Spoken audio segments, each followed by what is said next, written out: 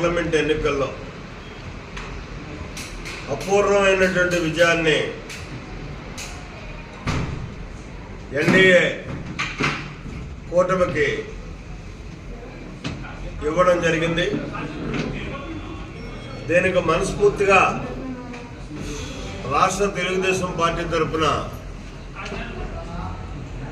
రాష్ట్ర ప్రజానీకానికి ప్రత్యేకమైనటువంటి అభినందనలు, కృతజ్ఞతలు తెలియజేసుకుంటూ, ముఖ్యంగా మనం ఎంతో అభివృద్ధి చేస్తామని, సంక్షేమాన్ని ఇస్తామని ఈవేళ ప్రజలు మనసా వాచా నమ్మి, ప్రత్యేకంగా మన నాయకుడు చంద్రబాబు నాయుడు గారిని, అలాగే పవన్ కళ్యాణ్ గారిని విశ్వసించి ఈనాడు ఈ విజయాన్ని మనకిచ్చారు. ఈ సందర్భంలో మనం ఆనందోత్సవాలు చేసుకోవడం తప్పేం లేదు, విజయోత్సవాలు చేసుకోవాలి. కానీ దానివల్ల ప్రత్యర్థులకి ఇబ్బంది కలగకూడదు. ఇవాళ మన నాయకుడు ఒకటే ఆదేశించాడు, ఒక 5 నిమిషాల క్రితమే. ఇంత చాలా అంటే అక్కడ కేంద్ర ప్రభుత్వం ఏర్పడుతున్నటువంటి టైంలో 1 నిమిషం కూడా ఆలోచన చేయడానికి అవకాశం లేనటువంటి చంద్రబాబు నాయుడు గారు ఇప్పుడు మా అందరితోటి మాట్లాడి, మీరు శాసనసభ్యులుగా ఎన్నికైనటువంటి మీరందరూ కూడా బాధ్యత తీసుకోండి. రాష్ట్రం ఎప్పుడూ ప్రశాంతంగా ఉంటేనే అభివృద్ధి చెందుతుంది. ఇవాళ అక్కడక్కడ దాడులు జరుగుతున్నట్టుగా నా దృష్టికి వచ్చింది. దాన్ని తీవ్రంగా ఖండించండి, నేను కూడా ఖండిస్తున్నాను.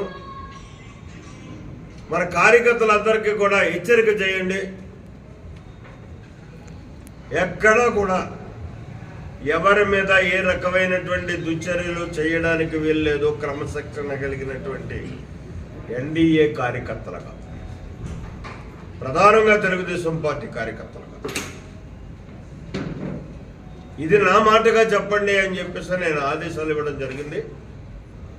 దాన్ని మీ ద్వారా ఇవాళ రాష్ట్ర ప్రజానీకానికి, రాష్ట్ర తెలుగుదేశం పార్టీ, జనసేన, బీజేపీ కార్యకర్తలందరికీ కూడా ఒకటే మనవి చేస్తున్నాం.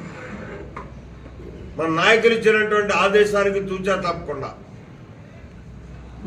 ఎక్కడా కూడా ఎవరి మీద దుందుడుకు చర్యలు చేయడానికి మాత్రం వీల్లేదు. దయించే క్రమశిక్షణ కలిగినటువంటి కార్యకర్తలుగా, నాయకులుగా మీరందరూ వ్యవహరించాలి. వాళ్ళు రెచ్చగొడతారు, పాపం తీరని దెబ్బ తగిలింది, తీసుకున్నారు. ఇంకా అంతకంట ఇదేం లేదు, మనమేం చేయక్కర్లా. ఇటువంటిప్పుడు మనం కొద్దిగా సమన్వయం పాటించాలి. మనకి ఇవాళ ప్రజలు ఎందుకు ఇచ్చారు అధికారాన్ని? ఒక అచంచలమైనటువంటి విశ్వాసంతో మనం ఈ రాష్ట్రాన్ని బాగు చేస్తామని, ఒక ప్రశాంతమైనటువంటి వాతావరణాన్ని సృష్టిస్తామని మనకు అధికారం ఇచ్చారు. వాళ్ళు చేసినట్టే మనం చేస్తే మన విలువేంటి? సరే, వాళ్ళు 5 సంవత్సరాలు చేశారు దుశ్చర్యలు, అందుకే అంత దారుణమైనటువంటి ఓటమిని ఎదురు చూశారు. మనం ఆ విధానంలో నడవడం అన్నది తెలుగుదేశం పార్టీ ముఖ్యంగా ఆచారం కాదు, సాంప్రదాయం కాదు. కాబట్టి మరీ మీ అందరికీ కూడా అభ్యర్థిస్తున్నాను, ఏ రకమైనటువంటి రాష్ట్రంలో దుందుడుకు చర్యలు చేయడానికి వెళ్ళలేదు.